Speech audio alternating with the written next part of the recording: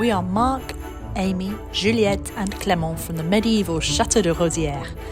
This Christmas we've made you a very special advent calendar. Every day from the 1st to the 25th of December we will open the door to a different room in the chateau and introduce you to its past, present and future. Merry Christmas. Hello everybody, this is Amy and Marc from Chateau de Rosieres. Hello! Today we are back onto the top floor because it got a bit milder and so Amy is not as cold as she was before. Look, no tea! and actually I have a thinner jumper today. And we've actually got two rooms to show you in one episode today because there's not much to show between the two of them, as in there's not much difference between the two of them. Absolutely no, nothing I didn't mean to see. that. I didn't mean that. I meant they're basically the same kind of room and they haven't been done up yet. But before They're very boring. They're not boring, it's riveting. Hold on. Don't go, please. Well, you can still like... But I just wanted to raise something before we start. A lot of people ask for floor plans, and you may have noticed that not only do we not give you a floor plan, but neither do we show you joining corridors, where anything is, show you any rooms in any form of order. In fact, kids' bedrooms. You may also notice that we're trying to make it as hard as possible for you to put this chateau together, and that is not for you. Well, unless you're actually it took ourselves quite a while to put it together. When we first arrived, it was it's a bit confusing in places. But the reason we've resisted doing a chateau tour for a very long time is because of the security aspect. Because you imagine any of you opening up your home and showing people exactly how to get in from the front door, where everything is, where every TV is, where everything in your home is not a brilliant idea. And we have children, we have a fortified medieval chateau, which is about as safe as you can possibly get. But still, it's a showy building from the outside and people possibly think we have dungeons of gold here.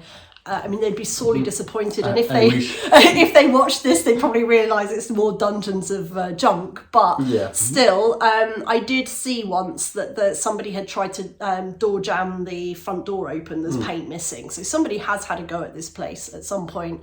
And we know of a chateau down the road that was broken into at least 3 times, and once when people were actually inside it.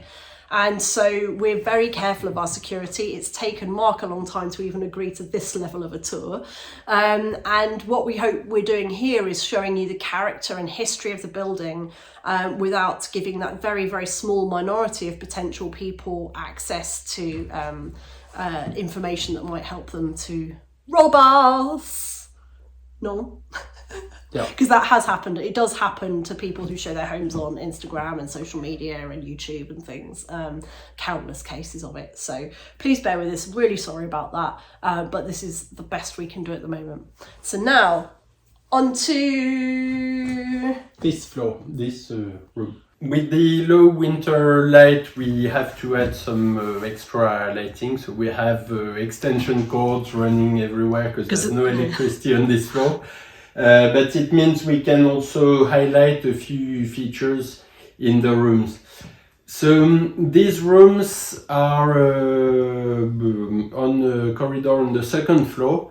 What is quite interesting is that's the third floor in the US. Third floor in the US. What's interesting is that the ceilings here in these two rooms are completely different from the rest of the house. If you remember our previous tours on this floor, we had plafond à la française in other rooms. So plafond à la française are the really nice fancy ceilings with big woods with hardly any space in between. So they were quite costly to make, really pretty looking. Whereas this one is quite a simpler one, more modern, with bigger beams spaced with just with planks. So it would be the cheap version of a ceiling that was done probably when they did extensive roof work either at the end of the 18th century or the end of the 19th century. It's really hard to understand the succession of work that has been going on in these floors. We know that there have been some changes in floor levels because we have tiles at the bottom of the windows that are raised compared to the wooden floor elsewhere. We have partition walls that are a bit thicker than the ones we saw in the other bedroom, in our bedroom, our future bedroom. So it's a bit of a mismatch of, it's not a very elaborate building. We don't know anything about how these rooms were used. They look like they haven't been used a lot for at least a century or so. We know that at some point they were using them for drying hams or onions or things that needed to be kept dry in the attic. There used to be a lot of nails in the beams that I removed because they were really looking not very good. I didn't know you did that. Yeah, there were quite a few. It looked like a torture chamber. Yeah, a little bit. And there were probably nails from the 1950s or so. So nothing really special. This particular room has this corner which is quite interesting. It's the place where the old tower, so the probably 13th century tower, joins the rest of the building.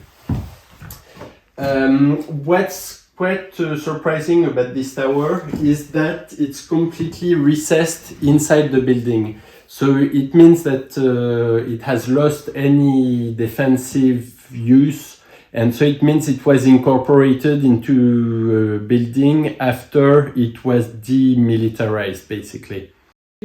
Why are you standing on a box? Why are you standing on a box? So I feel more important.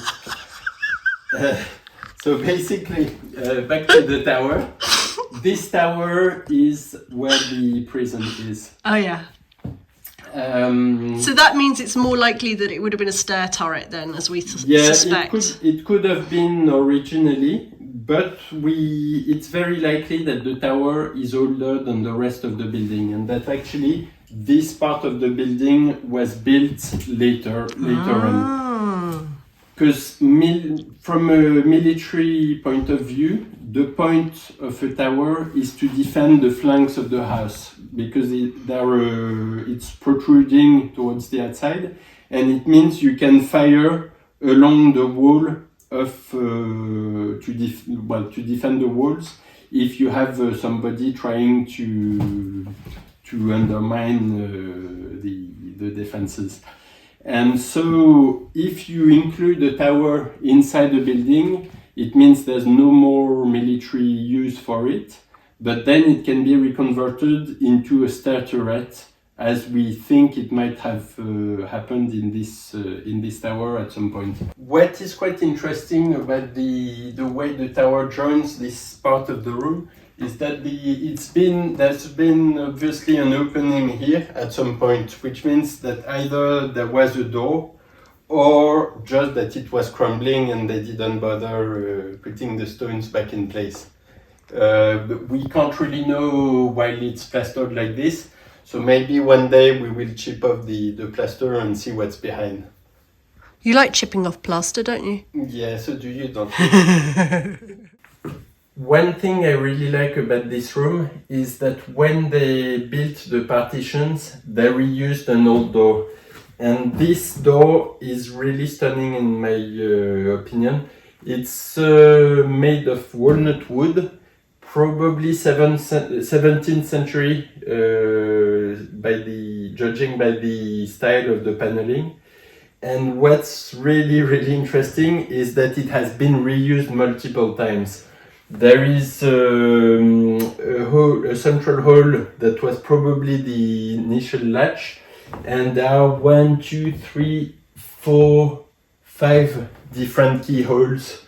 So it means it has been repositioned many times. There's also a mark for an old bolt. It was a square bolt as they used to do in the 18th and 19th century. And it has down the bottom a cat flap that was just drilled into the door and blocked again quite not in the most careful way with a plank of pine that's half eaten. But it was blocked a long time ago because the nails used for stamping this plank to the cat flap are actually really nice wrought iron nails that were all handmade. The door is to me a beautiful example of carpentry. It's all made with the plugs and really with a lot of care, obviously. It has a beautiful ironwork, a beautiful latch that looks like 18th or early 19th century, I'd say. And it's all. I think it adds a lot of charm to this part of the building because no doors are the same size or the same wood, the same type. Some of them are really tiny. This one is actually quite a big one. That probably comes from quite part of the building that was probably not meant to be an attic. It was a lot of work for making a door like this at the time. Also, it was meant only to be seen from one direction because this side is really nicely paneled, whereas the other side is quite rough. So it might have been originally a cupboard door actually. We're back into the other room. That's basically the same with the same type of ceiling, but just not the tower bit.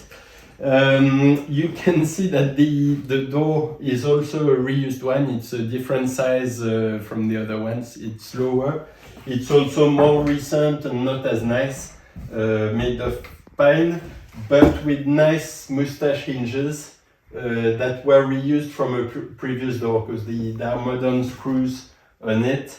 You can see also that the door was used either a lot by people with greasy hands or very little by people with very greasy hands, as Amy suggested. It's a very low door. Yeah, it is a very low door because people were smaller in the past. And actually that's what's surprising about the door of the other room, that it's actually quite a big door for the time. Yeah. In this room we really don't have anything about the history as well. There's just the remains of a partition on the wall, so it suggests that it had been could have been servants' quarters, yeah, possibly. With a bit of privacy in between the beds. Point, there are the remains of bell for that's the string to ring the bell to call the servants. So it's quite likely that it's what it was at some point. At the moment, these two rooms are used for storing the brocante finds that we get, because as you can imagine, if we're looking at renovating, restoring 33-room chateau plus several houses and barns, we're going to have to get a lot of stuff. And the problem is, if you wait until you actually need it, then you end up paying a premium for it and buying them from expensive antique shops and things. So what we do is we spend our whole summers every weekend going to brocantes. We go to auctions and the sort of down and dirty auctions that brocanteurs go to rather than the big fancy ones. And we're always amassing curiosities and bits of furniture, and a lot of them come up to this floor. In fact, I've just realised we've got something we haven't given to Clement to play with yet, his little kitchen set. And in the future, these are the rooms we had always seen as being for the kids. And they're partitioned with thin walls in the same way, with slightly thicker walls than the ones in our future bedroom, but still ones that have come later. And we know that we can move them around. And because they're not on the lightest side of the chateau, we've got a few qualms about how to divide it up, how to make it light, whether it is even suitable for the kids. As we were saying the other day, that the old maid's bedroom at the front is beautiful and light, and maybe that should be one of the kids' rooms rather than these. So we've got to give a lot of thought to how we organise this, really. Whether they have one big room between them, whether we divide them up, whether we can squeeze a bathroom in here. So much. It's also giving us a lot of pause for thought.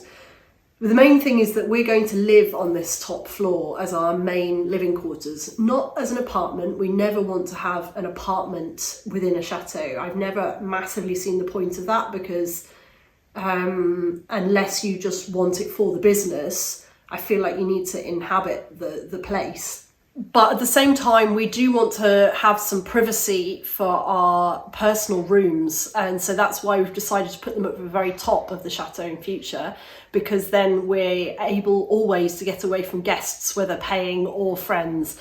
Sorry, friends, sometimes we need our own space. But it's also because this floor has lower ceilings, which means that we're going to be a lot warmer in winter. It feels cozier. I was brought up in a tiny little cottage with low ceilings, and so I feel a little bit lost in some of the bigger rooms, and I've always felt really comfortable up here on this floor. And also there are fewer beautiful historic features, which might sound a bit weird, but it means we can do what we want with this floor. We're not bound by the historical restoration aspect in a lot of ways. You know, those stunning floors in other rooms on the middle floor that we would never feel able to pull up. Up here we don't have anything like that, so we can really do what we want. We could have underfloor heating, we could do, the sky's the limit really, isn't it, my chérie? Well, there's the roof the ceiling's the limit, but yeah. Thank you for watching, everybody. We have another very exciting one for you tomorrow. And yeah, please don't forget to subscribe if you've enjoyed this, and we'll see you soon. Bye. Bye bye.